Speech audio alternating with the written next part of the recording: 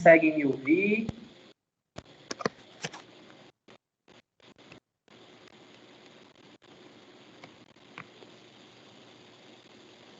Conseguem me ouvir?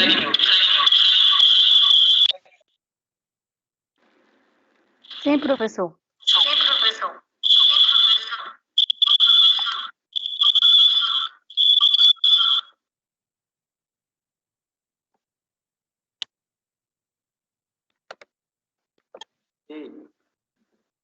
Então, gente, sejam todos bem-vindos, né, ao nosso primeiro simpósio de odontologia integrada da nossa faculdade, né, da nossa Uninasal Caruaru.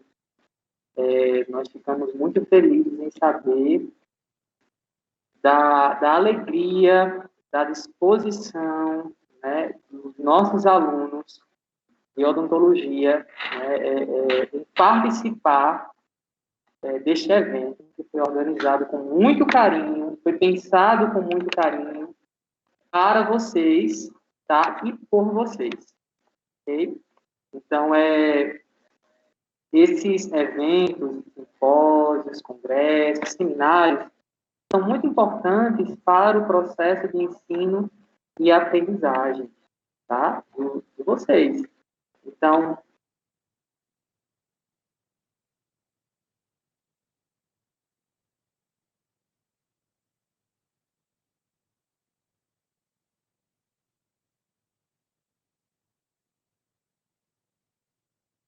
Professor, seu microfone está desligado. Tá mudo, viu, professor?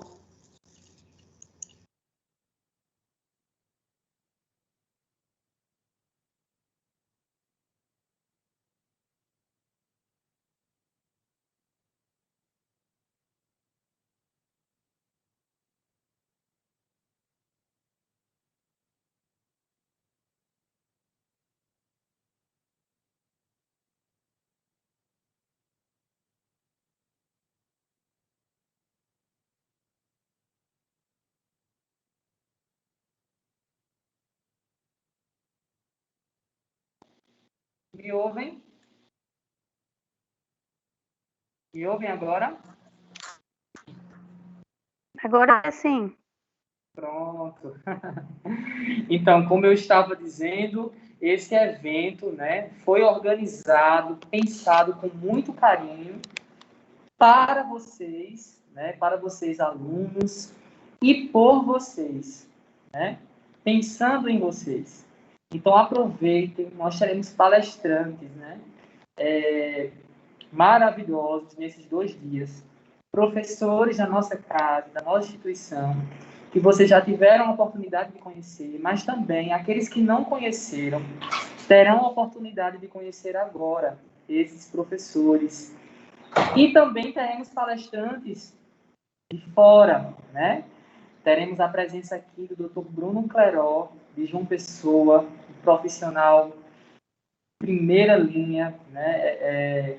Dr. Vitor Nóbrega, nós teremos doutora Wesla, odontopediatra. Então, assim, esse simpósio só tem a agregar no conhecimento científico para vocês, tá? No conhecimento técnico e científico para vocês, alunos de odontologia. Então, aproveitem esse momento, aproveitem esses dias. A nossa professora Aislane e a professora Ana Tereza, né, estariam aqui nesse momento, mas elas ainda se encontram em uma reunião, tá? E para que a gente não tivesse nenhum atraso, nós podemos dar prosseguimento. Nesse momento, eu gostaria de convidar a professora Anne Luize, professora de dentística clínica, que vai prosseguir com a programação do nosso simpósio. Então, ela vai dar prosseguimento. Tá bom? E seja bem-vinda, Ana. Obrigada. Nossa professora, até alguns aqui já o conhecem. Nesse momento, nós temos 119 pessoas, 119 ouvintes, 120 agora telespectadores, tá? Que estão participando do nosso simpósio. Galera, veja só, eu queria muito, né, que essa participação que a gente está tendo se convertesse em ajuda, né, para pessoas necessitadas. Então, assim, eu lanço aqui um desafio de uma forma muito livre e espontânea para aqueles que quiserem, né, fazer a doação. Nós não cobramos nada para a inscrição desse evento, mas aqueles que quiserem fazer uma doação de 1 quilo de alimento, nós, da Faculdade de Nassau, estamos recebendo, né, doações para ajudar, né, famílias e pessoas carentes. Então, basta doar 1 quilo de alimento não perecível e você já vai estar ajudando aí a gente a ajudar pessoas que precisam, tá joia? Então, eu passo a palavra agora para a professora Ana Luíse, que ela dará continuidade à programação. Uma boa tarde a todos e aproveitem. Boa tarde, pessoal. Todo mundo conseguindo me ouvir, todo mundo conseguindo me escutar. Então, vamos dar início, né, agora ao nosso primeiro dia de simpósio de odontologia integrada da Faculdade Uninassal. Como o professor Cícero falou, esse simpósio, ele é de grande importância, pessoal, temas relevantes, temas atuais, onde vocês estão tendo a oportunidade de, além de aprender, compartilhar conhecimento com professores da instituição, professores de fora, então isso só vem a agregar. Então, eu gostaria de cumprimentar todos vocês, cumprimentar a diretora, a coordenação acadêmica, os coordenadores de odontologia em nome de Cícero e professora Alana, e a nossa primeira palestrante, né, que é a nossa professora Anne, que ela é professora da instituição, professora da Uninassal Caruaru, professora de odontopediatria. Ela é especialista e mestre em odontopediatria, e ela vai conversar com a gente agora à tarde, vai palestrar com a gente sobre um tema bastante relevante, atual e importante, pessoal. Ela vai conversar com a gente, né, sobre a importância do cirurgião dentista, do CD frente aos maus tratos em crianças e adolescentes. E eu queria relembrar a vocês também que esse mesmo link que a gente está disponibilizando é o que vai ser utilizado mais tarde para as outras palestras, tá certo? Então, professora Anne, é um prazer receber você e a palavra é sua. Seja muito bem-vinda.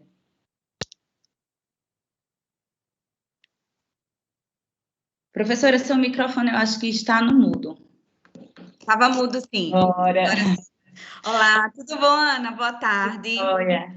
Eu queria muito agradecer pelo convite a nossas professoras Aslane, nossa diretora, Ana Tereza, a coordenação na pessoa de Alana e do professor Cícero. Muito obrigada. Alguns aqui já me conhecem. Como você bem disse, eu estou com o pessoal do 7º e do 8º período, então alguns eu já conheço e outros em breve estaremos juntos, tá? Eu vou passar aqui a minha projeção. Professora, em relação a dúvidas do pessoal que está aí nos assistindo, você quer que a gente conduza como? Que deixe tudo para o final? Como você prefere? Eu acho melhor no final. No final fica melhor, porque aí acaba que se eu for falar alguma coisa e isso não quebra o raciocínio, e muitas vezes o que faltar a gente pode complementar depois. Que aí eu vou apresentar logo tudo, tá certo? Então, aí fica melhor no final. Perfeito. Deixa eu só... Então, pessoal, aproveitem agora com a nossa querida professora Anne. Qualquer coisa, vocês deixem as perguntas para o final ou digita aqui no chat que eu também posso estar falando no final, tá certo? Agora é com você, Anne. Deixa eu só organizar aqui. Joia.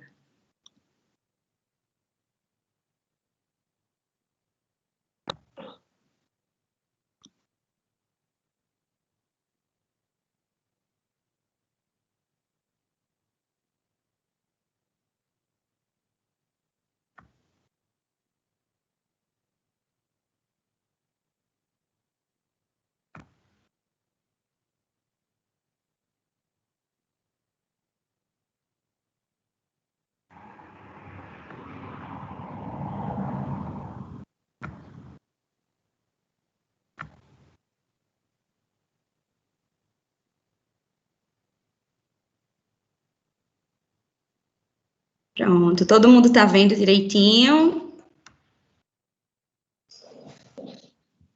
Por aqui tudo tranquilo, tudo certo. Tranquilo?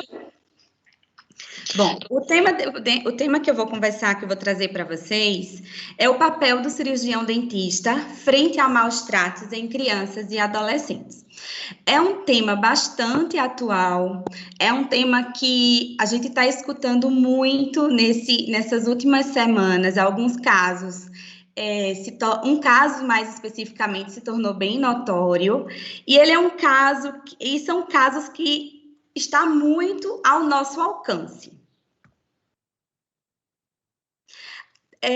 Teoricamente, a infância, ela é um período que a criança tem que passar, digamos assim, com tranquilidade, são momentos de alegria, é um momento que tanto a criança e o adolescente, ele vai começar a formar memórias.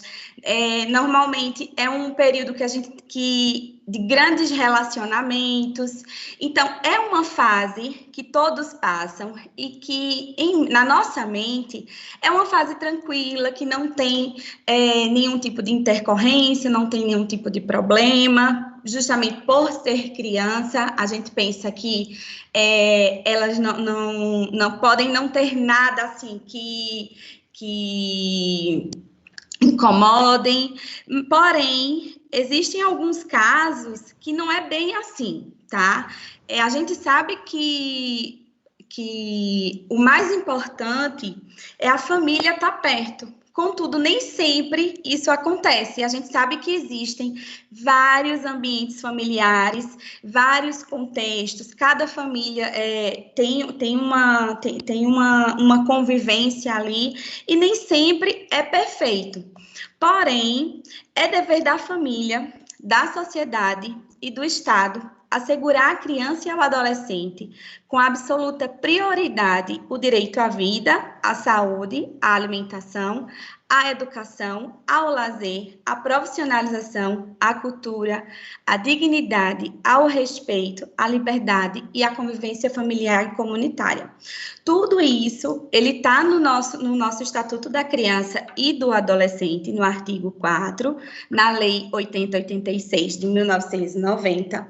É muito bonito, porém, nem sempre é dessa maneira. E para provar isso, são os casos que mais estão aparecendo na mídia. O mais recente é o do menino Henry. Eu acho que todo mundo sabe, tem conhecimento do que aconteceu com esse garotinho, né, que foi agredido pela mãe e o companheiro. Outros casos que eu acredito que boa parte de vocês possam ser que vocês não lembrem, mas a gente teve um caso, uma repercussão muito grande, que foi da Isabela Nardoni. Esse outro menininho, essa foto do meio, eu acho que o nome dele é Bernardo, é um menininho do Rio Grande do Sul. Ele foi morto pelo pai e pela madrasta. Esse menino herdou uma herança da mãe, então isso foi foi o motivo da morte dele. E essa menininha, ela foi morta numa troca de tiros entre policial. Não só em crianças isso acontece, mais recente também a gente teve essa notícia da região de São Paulo, onde uma criança, estava sendo mantida, acorrentada dentro de um barril. Eu acho que todo mundo ficou sabendo, foi algo que repercutiu bastante. Uma criança de 11 anos, tá? Então, todos esses casos aqui são casos de violência contra a criança. O Estatuto da Criança e do Adolescente, ele fala que a infância, ele é do 0 aos 12 anos e a adolescência dos 12 aos 18, tá?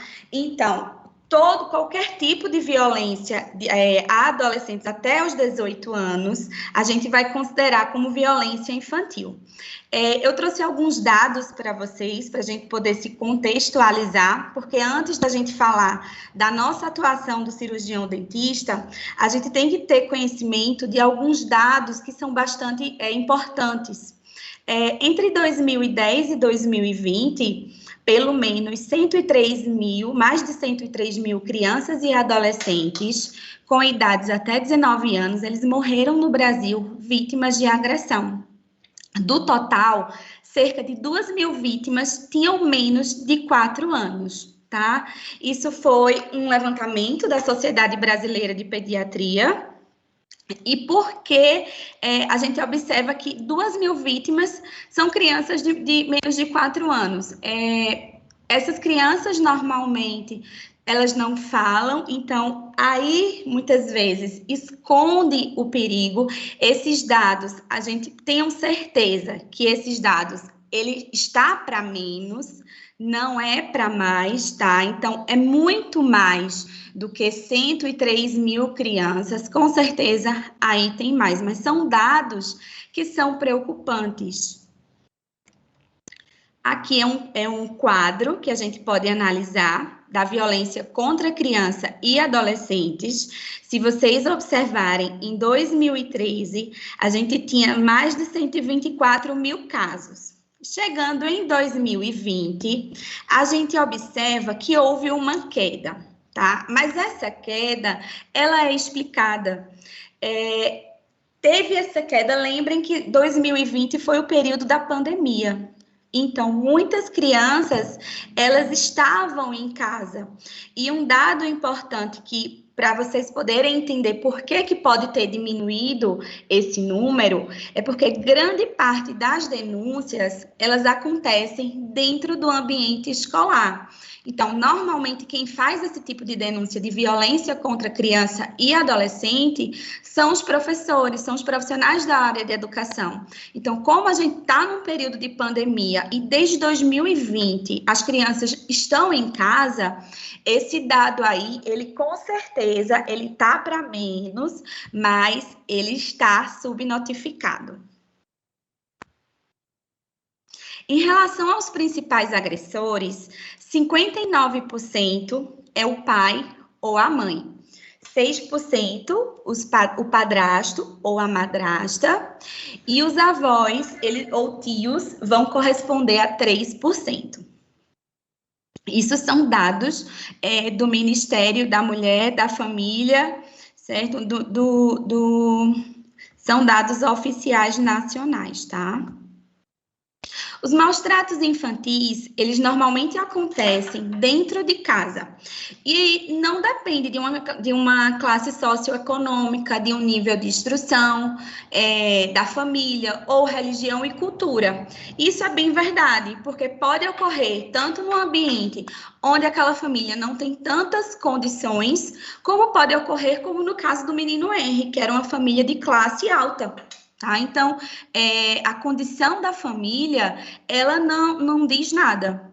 Então, sendo difícil identificar de forma fiel traços preditivos da personalidade ou experiências da família do adulto que são associados ao abuso da criança. A gente sabe que não tem na cara do abusador, né, uma plaquinha. É muito difícil. Às vezes você nem imagina que aquela criança está passando, ou aquele adolescente, ele está passando por algum tipo de sofrimento. Então, situações de estresse em família, seja aquela situação que a família esteja passando um perrengue financeiro, seja por um caso de separação, que os pais estejam se separando, seja doença, seja uso de drogas ou desemprego, tudo isso ele pode contribuir, ele não vai justificar a violência, mas pode sim contribuir para os maus tratos. Em relação ao perfil dos agressores, a gente pode observar, pode identificar alguns fatores de risco, tá? Entre eles, a história de abuso, que esse agressor, ele teve uma experiência prévia de abuso, foi uma criança que foi negligenciada. Muitas vezes esse agressor, ele não teve um suporte social, ou ele foi isolado socialmente. Muitas vezes ele teve uma frustração quando criança, às vezes sofre algum tipo de bullying quando criança e vai repetir, digamos assim, um comportamento. Muitas vezes esse agressor, ele foi pai e mãe muito jovem. Muitas vezes também eles podem ter algum tipo de comprometimento mental. depressão e reversão do papel pai e filho no relacionamento com a criança. O que seria isso? No caso, ele vê o filho como pai ou vice-versa, tá? Aqui é um quadro da violência contra a criança, que são os estados onde tem o maior número de ocorrências, digamos assim. Porém, a gente tem que levar em consideração que não é só a ocorrência. Aí, houve também as denúncias, tá? Então, esses estados, eles estão se destacando porque quando há um maior número de ocorrências, também teve um maior número de denúncias, tá? Então, como eu falei, a nível de Brasil, a gente tem em todos os lugares a violência contra a criança, mas nesses estados, houve realmente a denúncia. Então, em primeiro lugar, a gente tem o Distrito Federal, seguido do Rio, Mato Grosso, Rio Grande do Norte, Amazonas, Minas e São Paulo. Quando a gente precisa definir maus tratos infantil, a gente considera que ela é toda agressão física, sexual, psicológica ou negligência intencional contra uma pessoa menor de idade. Como eu falei, o Estatuto da Criança e do Adolescente considera até os 18 anos, tá? Então, isso em qualquer etapa da vida, que pode afetar a sua integridade biopsicossocial. A gente encontra várias definições sobre a questão dos maus tratos, tá? Em relação à natureza desses atos agressivos, a gente pode ter uma natureza física, uma natureza psicológica, sexual e a negligência. A gente vai conversar de cada um deles, tá? Em relação à natureza física desses atos agressivos, a gente vai considerar quando uma criança ela foi vítima de danos ou ocorreu risco de danos por ser agredida com a mão ou com qualquer outro tipo de objeto. Às vezes ela vai ser chutada, sacudida, jogada, queimada, muitas vezes golpeada por esses responsáveis.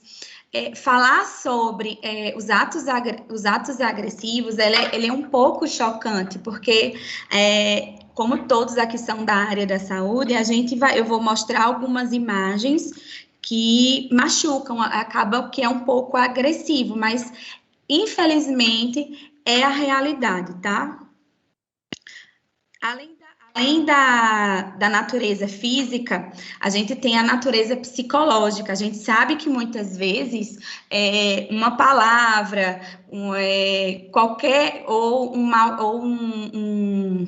você falar alguma coisa para aquela criança ou para alguém machuca mais do que uma palmada. Então, o abuso emocional, ele vai incluir atos que podem conduzir às desordens emocionais em longo prazo, como o isolamento social, a rejeição, a humilhação, as punições não físicas inadequadas. Nesse caso aí, foi colocado como, por exemplo, ser amarrado.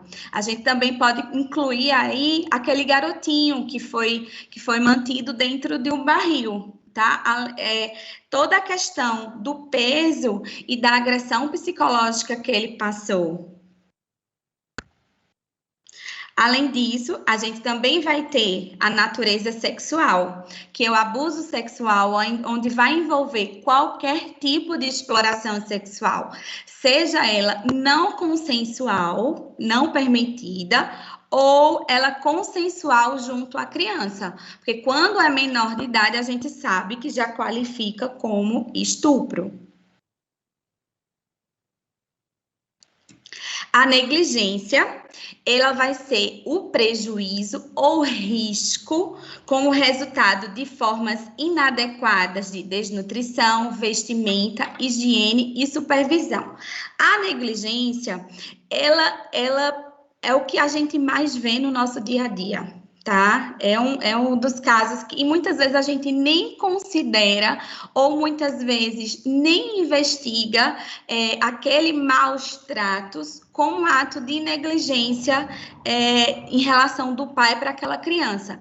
E a gente vai ver mais à frente como a gente pode diferenciar e como a gente pode classificar quando a gente observar aquela criança que chega com aquela boquinha toda, que eu falo sempre, toda maltratada, com várias lesões da doença. Então, na verdade, a negligência, ela basicamente vai ser o nosso dia a dia, tá? Mas e aí, diante disso tudo, qual é a atuação do cirurgião dentista? Por que a gente é tão importante para identificar os maus tratos ou a violência infantil? Porque a gente vai atuar justamente na área onde ocorre o maior número de lesões, que é a região de cabeça, pescoço e face.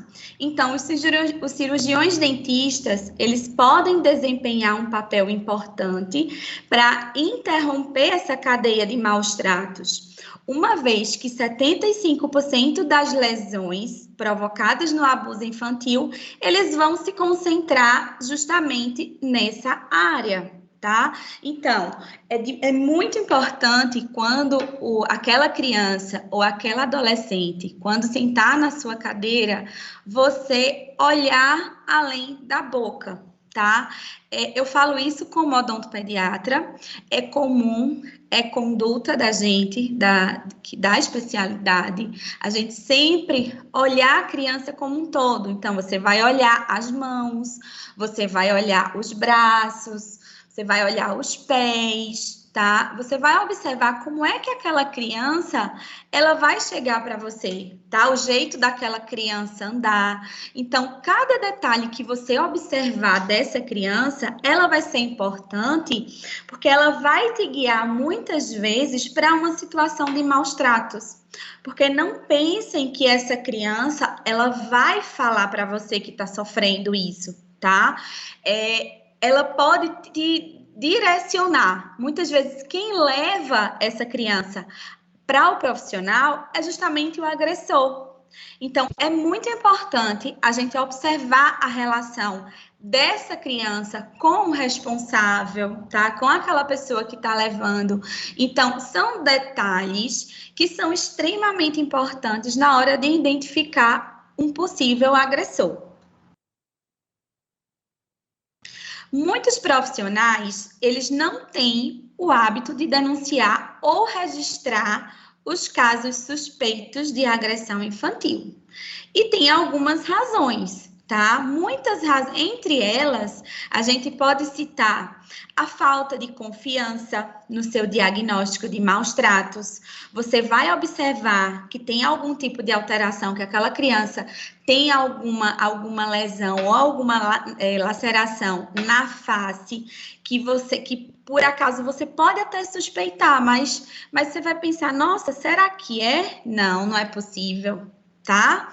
Então, desconhecimento sobre o tema é um tema que normalmente a gente não aborda dentro de sala de aula, tá? Dificilmente a gente aborda, mas que ele é altamente relevante. Então, isso que está acontecendo hoje aqui, a gente está conversando sobre esse tema, é muito relevante, porque tem muitos profissionais aí fora, já formados, que não têm nenhum tipo de conhecimento, não tiveram, aí muitas vezes não busca, tá?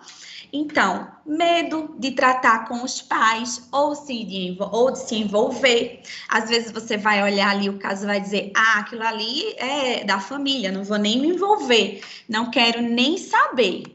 Aquilo ali, eles que se resolvam, mas não é bem assim. A gente tem a obrigação, primeiramente como ser humano, depois como profissional de saúde, de a gente conseguir ver, de conseguir identificar e sim, denunciar e se envolver, sim, tá? Recusa em acreditar que os pais são negligentes. Muitas vezes a gente conhece o abusador. Então, isso vai tornar cada vez mais difícil a questão da gente relatar. Outra coisa muito importante é o medo de perder o paciente e muitas vezes a falta de treinamento de como você vai falar e como você vai identificar. Então, houve um estudo de Avon e Andrade que eles identificaram que a possibilidade e o medo de perder o paciente é 5 vezes maior, como eu posso dizer assim, é o pior contexto que o dentista vai ter. A maioria das vezes, ele vai pensar somente nessa questão, eu não vou falar, porque esse paciente não vai voltar, eu vou deixar de estar ganhando meu dinheiro, eu não vou me envolver, o povo da casa deles que resolvam isso, tá? E a gente sabe que não é assim. Porque se a gente consegue identificar, a gente pode muitas vezes salvar aquela criança, tirar aquela criança daquele contexto. A gente também tem que saber diferenciar o que é um acidente doméstico de maus tratos. A gente costuma atender muitos casos de traumas, tá? E como eu falei, muitos dos traumas, eles acontecem na região de face, ele vai pegar toda a região do tecido duro, dentes. Então, a gente pode confundir claramente uma queda, um acidente doméstico, digamos, a criança caiu da sua própria altura com, sei lá, um chute, um empurrão, tá? Então, é muito complicado, mas a gente consegue, sim, identificar. Pessoal, se estiver muito rápido, vocês me avisem, tá? Tudo bem, Ana? Você me avisa aí se eu estiver muito rápida.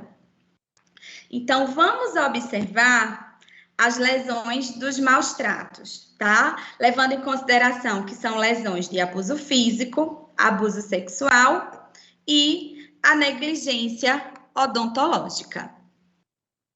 Vamos ver cada um.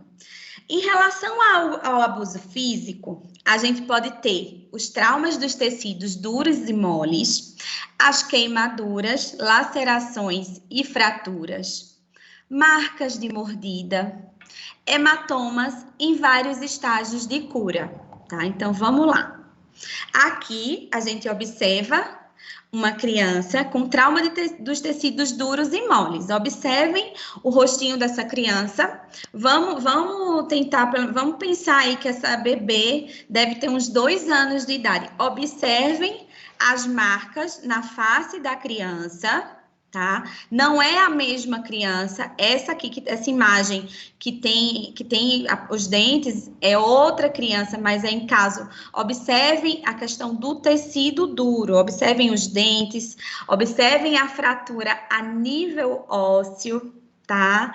Então, é muito comum situações assim ocorrerem, tá? Então, não é... Se o pai ou a mãe disser assim, ela caiu da altura dela, ela levou um tropeção. Lógico que não.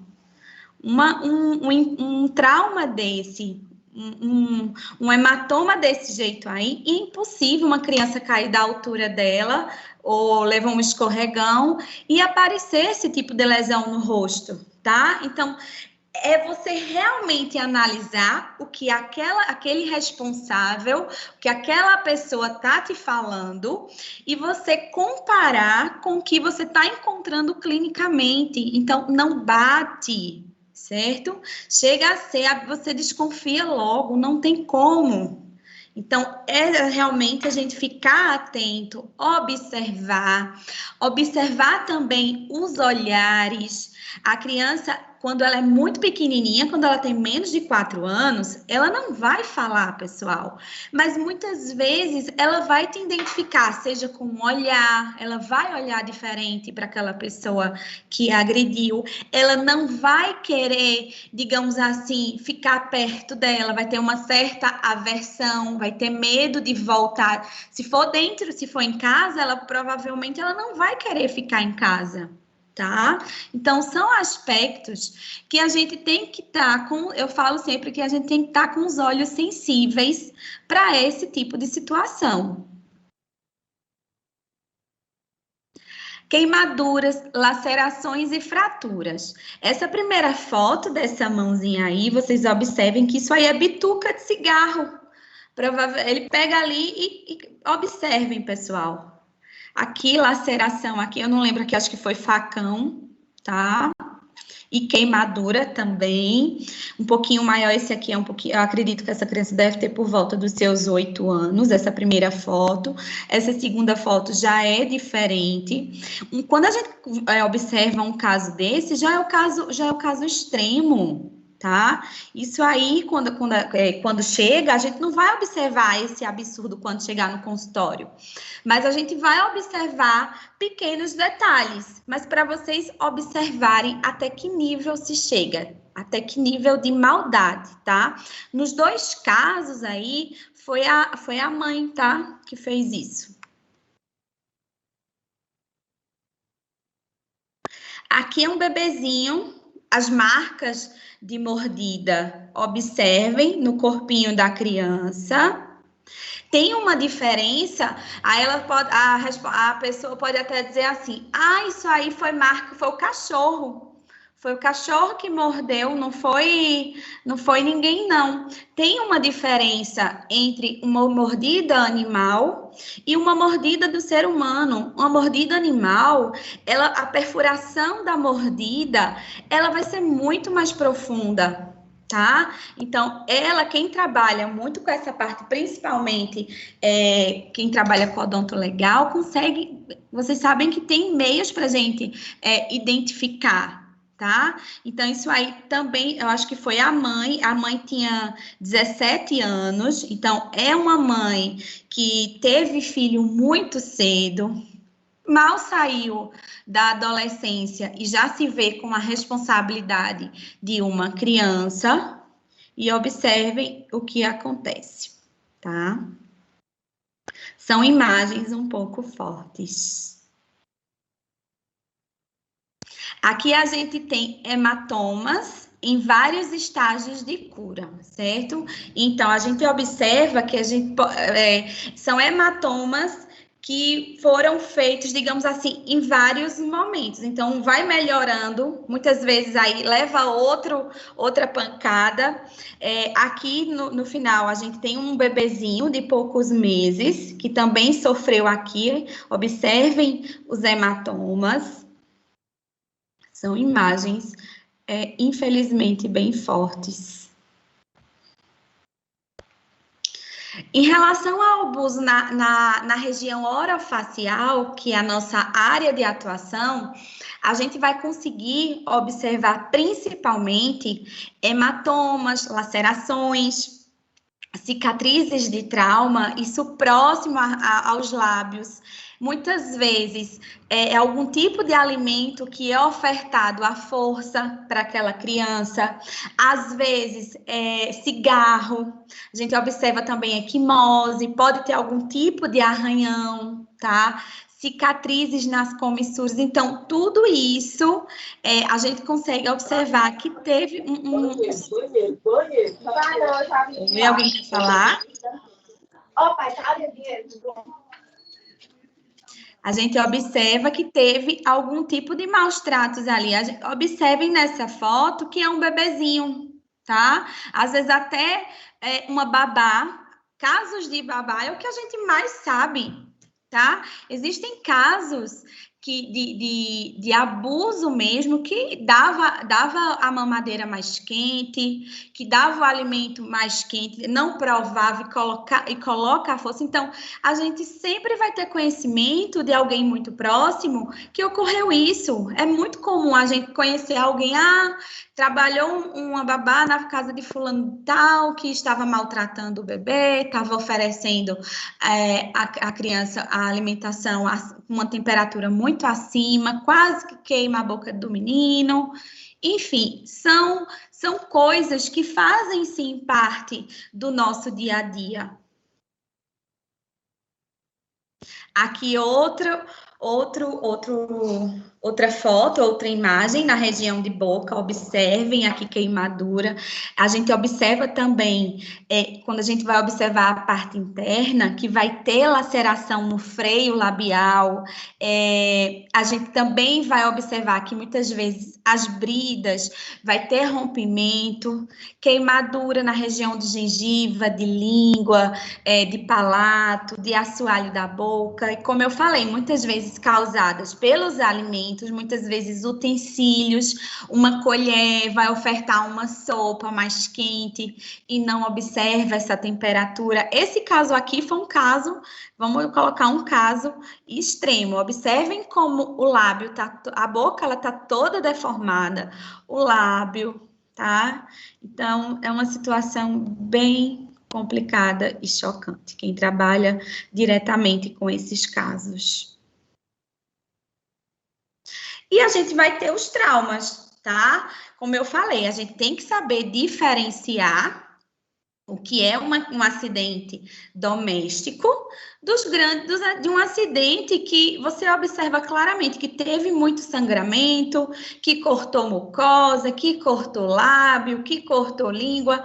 Você tem que analisar o relato com a situação que você vai encontrar. Então, isso faz parte, principalmente, da nossa anamnese. Eu sempre gosto de falar para os meus alunos que me acompanham a importância da anamnese, pessoal, que a gente tem que anotar tudo, de conhecer o histórico, da gente tirar um tempinho para a gente conversar, conhecer a situação, porque na própria anamnese, a criança muitas vezes, ela vai soltar alguma coisa, tá? A gente vai conversando, tem coisas que você descobre por acaso que a criança solta, ela vai adquirindo confiança em você e ela vai soltar de alguma maneira, de alguma forma, tá?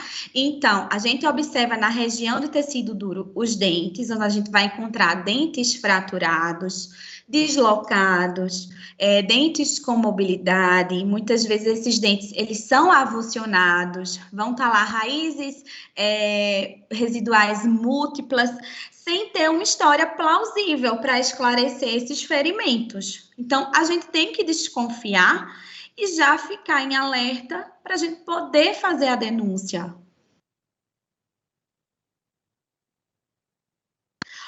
Ainda na região orofacial, pode ocorrer também fraturas na região de osso. Nessa tomo que eu trouxe para vocês, essa região que está circulada aqui, a gente está tendo fratura de côndilo, tá? E isso aí, uma agressão, tá? Então, tanto na maxila quanto na mandíbula, a gente pode encontrar sinais de fratura que são sinais atuais ou sinais passados, tá? A gente pode, o agressor de casa, vamos falar se for de dentro de casa, ele não vai levar, ele pode não levar imediatamente aquela criança para você, mas quando aquilo incomodar, com certeza vai chegar na sua mão. Então, quando você pedir os exames complementares, aí sim você vai conseguir verificar isso, tá? Então, a gente também pode observar algum tipo de maloclusão, que é incomum quando a gente compara com o tipo de trauma, tá? Então, é importante estar atento a ferimentos que envolvem outras partes do corpo próximas à cavidade bucal. Tais ferimentos, eles podem incluir hemorragia da retina, pitose, hematoma periorbital, contusões e fraturas nasal, danos à membrana tipânica com hematoma na orelha. Ou seja, pessoal, além da gente avaliar a cavidade bucal, a gente vai avaliar as outras estruturas da face. Porque se ocorreu ali naquela região, vamos falar da região de maxila e mandíbula, provavelmente você vai encontrar algum acometimento pode ser de supercílio, algum machucão próximo à região de olho, tá? Então, eu falo para vocês em relação à minha experiência, que uma criança sente, já vem com arranhão, e aquela criança sempre tá vindo para mim, e eu observo, eu já pergunto, o que foi o dodói? O que foi isso? Ela fala, se a criança, ela foi agredida, ela não vai falar e provavelmente ela vai dirigir o seu olhar para o adulto. Então, aí você já desconfia. Ela não vai te falar, mas ela vai te dar sinais, ela vai te demonstrar com um olhar, e aí você tem que estar atento para conseguir identificar isso, que teve alguma coisa errada aí.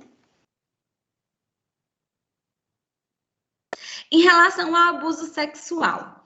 Falar de abuso sexual é um pouco complicado, porque não existe, não tem um sinal físico óbvio que a gente consiga identificar de cara, tá? Então, o abuso sexual, ele é muito complicado da gente identificar. Porém, a gente vai observar em relação ao comportamento. Aquela criança ou aquele adolescente, ela vai ter aversão ao contato físico. Então, ela não vai gostar que você abrace, ela não vai gostar que você toque nela, tá? Muitas vezes, esse jovem, ele pode vir a se vestir de uma maneira diferente, tá? Eu não sei se eu acho que vocês já assistiram aquele filme, Como Eu Era Antes de Você, eu acho que é esse o tema, eu acho que vocês já assistiram. Oi? Eu já assisti. Pronto, esse filme, eu não sei, no filme não fala, mas vocês sabiam que a protagonista, ela sofreu abuso sexual? Se vocês observarem, vocês lembram como ela se vestia? Ela se vestia de maneira infantil, tá? Então, no livro, fala que ela sofreu um abuso sexual durante a faculdade. Então, aquela maneira dela se vestir é uma maneira dela disfarçar e de não ficar, digamos assim, suscetível aos olhos dos homens, para ela não ser um objeto de desejo, tá? Então, aquela situação, aquilo ali também revela um abuso sexual, a maneira que a pessoa vai se vestir e vai se comportar. Muitas vezes, num calor insuportável, a pessoa está totalmente vestida de manga comprida. Você já desconfia, né? Não é comum, tá? Então, quando o abuso sexual ele está presente, existem alguns indicadores, tá? Que são indicadores fortes. Então, entre eles, a gente vai ter os eritemas, as úlceras, as vesículas com algum tipo de secreção, seja purulenta ou pseudomembranosa.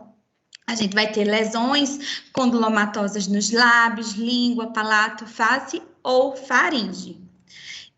Além disso, a gente vai conseguir identificar algumas DSTs, tá? Então, a gente tem que ficar atento a algumas doenças, algumas DSTs, que elas podem se manifestar na cavidade bucal, tá? Uma delas é a gonorreia. A gonorreia, ela é a DST mais frequente entre as crianças que sofreram abuso sexual. Então, ela pode aparecer sintomatologicamente, ela pode vir nos lábios, na língua, no palato, pode vir na face, em especial, nesse caso aqui, na faringe, tá? Observem essas placas amareladas. Então, a gente consegue identificar ali, tá? Então, é uma característica bem comum, tá? Então, ela pode variar de um eritema até uma ulceração, ou então lesões vesículos pustular, certo? Então, quando se vai fazer uma cultura, ele vai dar positivo, tá? Então, fazendo aquela cultura, fazendo aquele exame, vai conseguir identificar que aquela criança passou por um abuso sexual, até porque gonorreia não é uma doença comum da gente encontrar em crianças, certo? Outra que a gente pode observar é essa lesão em forma de couve-flor, tá? Essa lesão, ela vai ser causada pelo condiloma acuminado, tá? Que é o HPV. Observem que ela é bem característica, tá? Isso aí você observando, tenha certeza que teve algum tipo de abuso aí, tá? Principalmente quando está relacionado com o sexo oral. A sífilis, tá? Aqui na imagem, um adolescente, digamos assim. Então, vai apresentar pápulas nos lábios ou pele da região em volta da boca.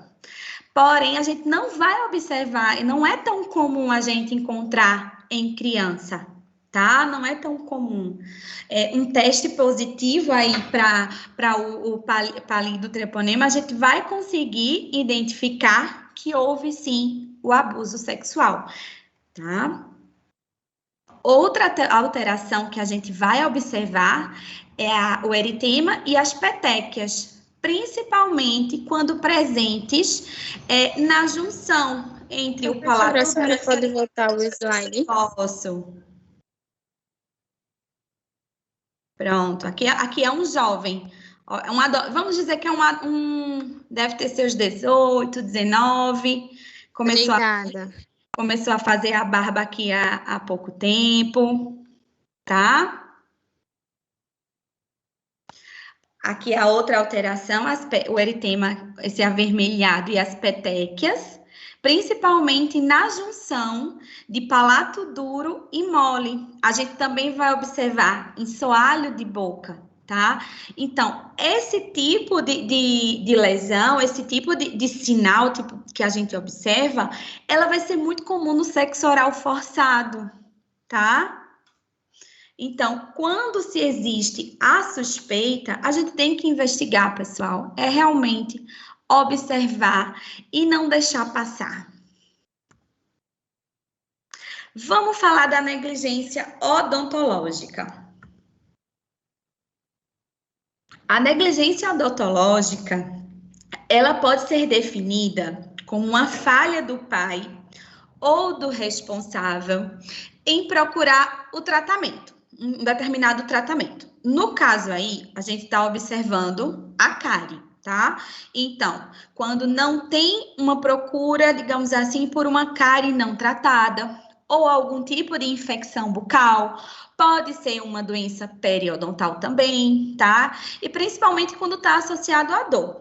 Ou a falha em seguir completamente com o tratamento, desde que se tenha conhecimento das condições bucais e possibilidades de terapia viável, tá? Então, a gente falar de negligência odontológica é um pouco complicado, tá? Principalmente quando a gente está tratando de um pai que não tem condições de dar continuidade ao tratamento odontológico, pensando naquele pai que procura um serviço particular, tá? Mas a gente não pode, eu falo sempre, é muito complicado porque a gente também não pode julgar. A gente vai conseguir identificar a negligência odontológica bem direitinho no final. Então, a cárie não tratada, ela sempre é um indicativo de negligência? Nem sempre, porque existem algumas barreiras, sejam elas financeiras, intelectuais e sociais, que devem ser considerados antes que a gente faça essa denúncia. Tá? Então, a gente tem que levar em consideração a dificuldade dos pais de pagarem, tá? As dificuldades financeiras. Muitas vezes, aqueles pais, vamos falar não considera, não dá tanta importância à doença. Muitos deles acreditam que a criança ter cárie, ter a doença cárie, é algo normal, é algo que vai passar. É dente de leite, vai cair e tudo bem. Isso é uma questão cultural, tá? Ou vamos falar até mesmo intelectual, porque às vezes é a falta de informação, tá? A falta de informação, a falta muitas vezes, do próprio profissional até mesmo falar assim, pai, veja, o dente de leite, ele é um dente importante, ele tem uma função, ele tem uma vida, ele tem que permanecer um determinado momento na cavidade bucal, porque a criança precisa se alimentar. A gente sabe que uma criança com dor, ela não vai se alimentar bem, consequentemente, ela vai adoecer. certo? Então, acontece isso dos pais, dos responsáveis, negligenciarem um pouco a doença, desconsiderar, é algo comum, vai passar, vai cair, e eu não tô nem aí, vai cair mesmo, pode estragar, tá? E não é bem assim. E muitas vezes vai evitar esse tratamento, tá? Vai evitar o tratamento apropriado. A gente sabe que aquele pai que tem vontade de tratar aquela criança, ele vai procurar meios, tá? Então, se ele não pode fazer um atendimento particular, ele vai procurar outro serviço, um postinho de saúde, digamos assim, ou uma faculdade, como no caso os serviços que nossa faculdade oferece, tá? Então, aquele pai consciente, ele vai procurar, tá? Então, vamos lá. São indicadores de negligência odontológica. Como eu falei, a cárie da primeira infância não tratada. A gente considera CPI, é como a gente chama atualmente as lesões de cárie, é aquela cárie que antigamente a gente chamava cárie de mamadeira, cárie rampante, cárie de acometimento precoce. Hoje a gente chama de CPI, cárie de primeira infância, porque pode ser causada por N fatores, tá? Então, essa cárie não tratada, tendo ela sintomatologia dolorosa e que não busca tratamento, a gente pode considerar. Agora, a gente também tem que levar em consideração que esse pai, a gente considera uma negligência quando o pai tem condição de pagar, ele está instruído e mesmo assim a criança permanece nessa situação, tá? Então, além da cárie, outros indicadores: infecção, sangramento, trauma, tá? Qualquer tipo ou qualquer alteração que vá afetar a região orofacial e a desistência do tratamento, tá? Em síntese, quando a patologia bucal for diagnosticada, o tratamento necessário foi explicado, ele foi compreendido, não existem mais as barreiras de questão financeira, de transporte, tá? A ineficiência de um pai em buscar ou manter o tratamento se constitui negligência. Ou seja, aquele pai que tem todo o conhecimento da situação e mesmo assim ele não busca o tratamento, a gente vai considerar isso uma situação de negligência. Mesmo assim, a gente deve ter uma certa cautela, tá? Considerar sempre as circunstâncias que levaram a essa omissão dos responsáveis. Ok? Então, é muito comum a gente se deparar com esse tipo de quadro, tá? Pode acontecer, é comum você observar a mãe super arrumada, anda toda poderosa nos saltos, nas bolsas, super organizada, e quando a criança chega no consultório, é aquela criança que tem unha sujinha, a boca toda suja, não vem de banho tomado. Aí, quando você vai fazer a avaliação da cavidade bucal, você encontra uma situação dessa, tá? Isso é negligência. E vai independer de condição financeira, tá? A gente sabe, principalmente se o grau de instrução daquele responsável for um grau alto. Em relação ao registro, tá? A maior dificuldade também seja a questão do registro. Como é que a gente tem que fazer? Eu sempre falo da questão da anamnese. Então, aí a gente vai ter que fotografar. Na nossa ficha clínica, a gente tem que descrever toda a questão do ferimento, quais são as estruturas que estão envolvidas, tá? Então, sempre observar isso. Outra coisa, além da sua informação, você tem que pedir para o responsável assinar também, tá? Você também tem que registrar a circunstância, de que maneira foi relatada pelo responsável e pelo paciente. É aquela história.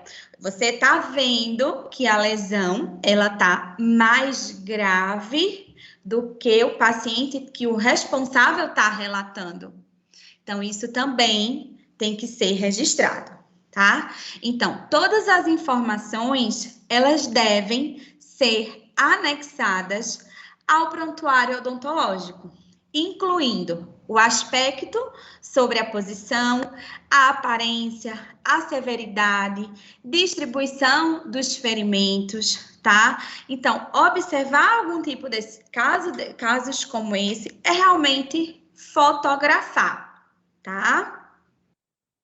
A legislação brasileira, ela possui medidas de proteção à criança, como o Estatuto da Criança e do Adolescente, que elucida em seu artigo 245 a sanção de 3 a 20 salários mínimos aos profissionais que deixarem de comunicar à autoridade competente os casos de conhecimento, envolvimento suspeita ou confirmação de maus tratos contra crianças ou adolescentes. Ou seja, não existe aquela história de dizer não é da minha conta, tá?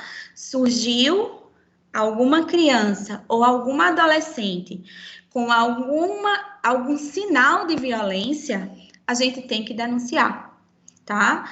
Como profissional de saúde, imagine, a gente atender uma criança, observar que tem algumas lesões, essa criança, posteriormente, sofra algum tipo de lesão, sofra algum tipo de trauma, passe por outro profissional, ou alguém falar, foi recentemente no dentista. E aí? Não viu? Não observou direito? A gente tem obrigação, pessoal, de observar e de identificar. A gente fala muito que muitos colegas da área de saúde falam, só cuida de boca. Não, a gente cuida de gente, tá? Então, devemos observar cada vez mais os nossos pacientes que estão sentando na nossa cadeira, ok? Em relação às considerações finais, a identificação e o relato de maus tratos e negligência odontológica infantil pelo cirurgião dentista, eles são essenciais para a proteção das crianças. Muitas vezes, pessoal, a criança, ela passa por um processo de violência, mas ela sempre está no seu consultório, então ela tem uma vivência naquele espaço, de certa forma você tem um vínculo. Então, quando você tem um vínculo, a chance daquela criança ou daquele adolescente se abrir para você, ela é muito grande.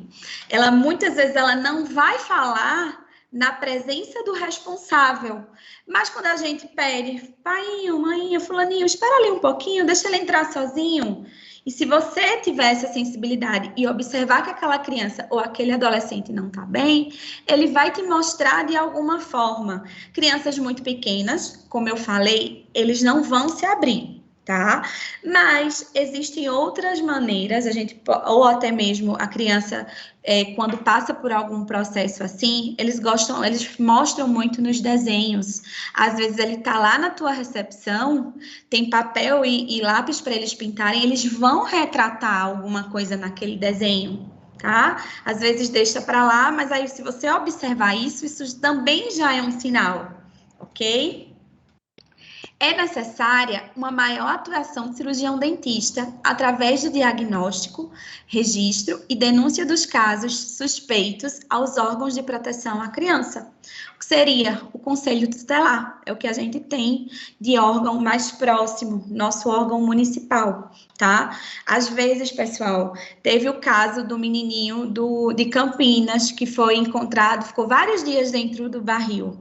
Muitas vezes não é suficiente o conselho tutelar, a gente sabe que muitas vezes existem falhas, tá? Então, você pode denunciar, seja a um conselho tutelar, você pode denunciar até mesmo à polícia, tá? Então, a denúncia, ela tem que ser feita, a gente não pode se omitir em relação a isso. Sabe-se que a denúncia, ela é difícil, mas a garantia da segurança da criança, ela vai ser prioridade. Então, antes de qualquer coisa, a gente tem que priorizar a segurança daquela criança, tá? A gente não pode pensar em algo, ou, vou perder paciente, vai acontecer isso. Não, a gente tem que pensar que naquele momento a criança é prioridade, tá? Como mensagem para vocês, para encerrar, eu gosto muito dessa frase da Adriana Friedman. Ela é antropóloga, ela é educadora e ela é pesquisadora da infância. Ela fala o seguinte, que ouvir as crianças vai muito além do ouvido. É reconhecer que elas falam por gesto, por atitudes, por posturas e também por silêncio, tá? Pessoal, finalizei.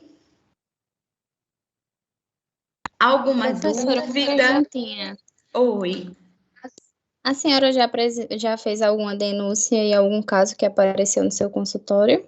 Não, nunca teve. Graças a Deus, assim, nunca aconteceu de casos em consultório particular. A gente já identificou uma vez quando eu trabalhei 3 anos em serviço em postinho de saúde, tá? Em postinho de saúde, muitas vezes a gente consegue identificar. Quando a gente está num postinho de saúde, a gente tá inserido dentro de uma equipe, né? Ali a gente vai ter um médico, a gente vai ter um enfermeiro e a gente vai estar lá. Então, quando tem os 3 profissionais, a gente consegue identificar bem, sabe? Aí, às vezes chama você, fulaninha, vem aqui olhar, por favor, um negócio, porque eu tô suspeitando de alguma coisa. Aí você vai lá, ele chama, você vai lá e vai dar o seu parecer. Fulano, isso aí tá parecendo alguma coisa. Mas em consultório, nunca observei. E olha que eu observo. Pessoal, quem observa, eu tô aqui até... Qualquer paciente, qualquer criança, seja ela com qualquer machucado, eu já pergunto, o que é isso? E esse aqui foi o quê? E esse machucão, como é que foi? Sabe, a gente tem que estar atento em relação a isso. A gente, não é só uma preocupação que a gente vai ter em relação a maus tratos, mas também que a gente se importa, é a questão do cuidado. Tá? Mas nunca apareceu, eu nunca precisei fazer nenhum tipo de denúncia. Já, como eu falei, em postinho de saúde que a gente suspeitou, né? Aí pediu a opinião, observamos, eu observei, mas aí quem ficou à frente disso foi a enfermeira na época. Tá? Mas é muito comum, pessoal. Principalmente, a gente sabe hoje que a gente está vivendo em um mundo onde a questão da estrutura familiar tá complicada, tá? E a gente sabe que um meio familiar, ele é essencial para o crescimento de uma criança. Então, é muito importante a atuação da família, tá? Então, a família aí, o planejamento familiar é super importante, porque a gente viu que muitos casos acontecem porque aquela criança, uma criança cuidando de outra criança, não tem a mesma responsabilidade. Aquela criança, ela não estava preparada para ser mãe, não estava preparada para ser pai, tá? Então, a gente consegue observar alguns desvios aí nessa família, algo desestrutural. Então, por isso que eu sempre falo para vocês, tenham tempo para vocês conversarem com seus pacientes, conheçam, tá? Não fiquem limitados a só observar a boca, ver, vou restaurar isso. Não, tá certo? Professora? Oi? A criança, ela não sabe mentir, não é? E a gente conhece a criança pelo olhar. Isso. Então, quando a gente passa a perguntar algo à criança, a gente vai saber a resposta no olhar da criança. Isso. Aí eu fico assim, né? Eu fico pensando, eu posso até pegar um caso desse, que a gente não sabe, né? A gente está estudando para isso, a gente tem que se preparar para tudo. Aí a gente imagina uma criança, a gente pegar uma criança assim e a gente querer e assim, levar à frente, tá entendendo? E esse pai ou esses familiares ficar com raiva, com A ódio. revolta, né? É isso também que o profissional fica imaginando. É a vida dele também que está em risco, tá entendendo? Entendo É muito totalmente. complicado, né? É muito difícil, gente, por isso que é complicado. A questão da denúncia é muito complicado, mas pode-se fazer uma denúncia, de certa forma, anônima, né? Tem a questão do anonimato, porque realmente a gente não conhece aquela família. Se é capaz de fazer algo com uma criança, a gente já fica pensando, imagine com a gente. É muito complicado a questão da denúncia. Assim, o índice de violência, ela está aumentando muito. Uhum. E o pai que não cuida da sua saúde bucal, ele não vai cuidar da saúde bucal do filho de maneira alguma. Não. Uhum. Tá entendendo? Eu fico no consultório com meu esposo e eu vejo quando a gente fala na escovação, na importância da escovação, que os pais têm que fazer isso para as crianças, que elas não têm a coordenação motora ainda, mas eles não ficam gostando não, viu? Eles ficam com raiva. É muito complicado. É a questão cultural, né? É a questão cultural, muitas vezes de como você vai falar.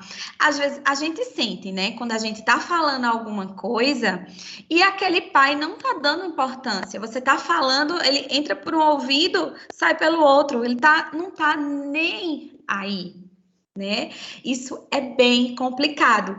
Aí é que entra também a questão de negligência odontológica, porque você está dando, você está fornecendo para aquele responsável a informação. Então, ele não tem nem como dizer que não está sendo informado, mas é uma situação muito complicada.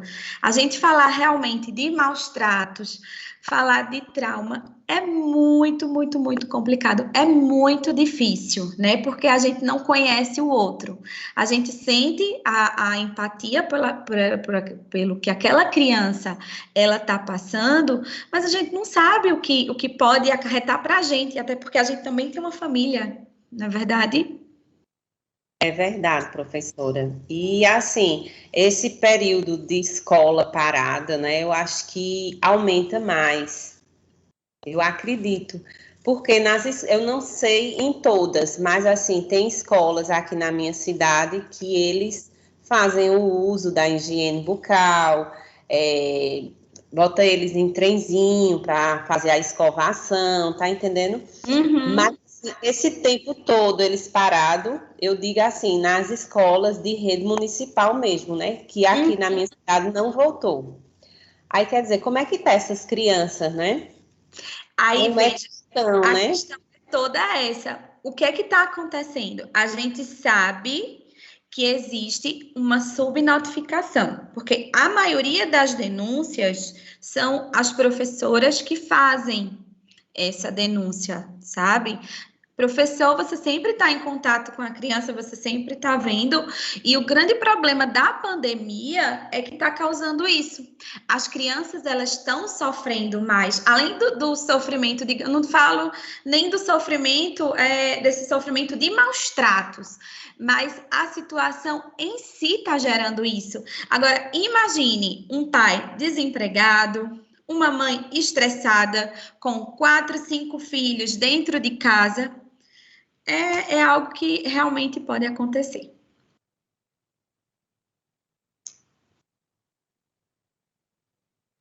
Mais alguma pergunta, pessoal? Mais alguém querendo perguntar? Professora, foi excelente sua palestra, de grande importância, estava aqui também escutando e aprendendo.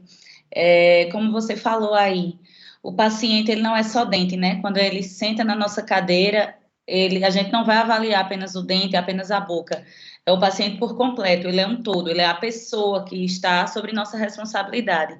Principalmente quando a gente está falando de criança e adolescente, né?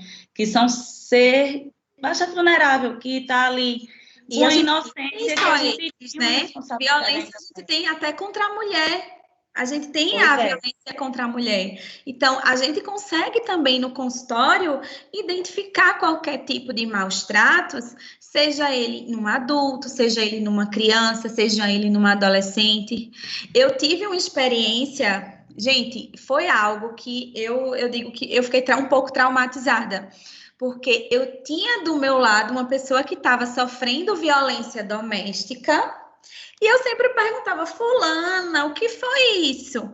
Não, eu caí no sei o quê. Era minha auxiliar na época. Gente, ela teve um dia que ela apareceu com o olho roxo, que eu digo, meu Jesus Cristo, o que é isso? Agora é aquela coisa. Eu tentei ajudar, tentei orientar, porém, você acha que ela quis largar o agressor? Complicado, né? Complicado, a gente não consegue tudo. Verdade. Então, pessoal, mais alguma pergunta? Alguém quer falar mais, perguntar mais à nossa querida Anne? Tudo certo? Então, professora, parabéns, tá certo? Mais uma vez, a aula foi show, excelente. Pode ver os comentários aí, só elogios. Ai, que bom, Pessoal, fico feliz.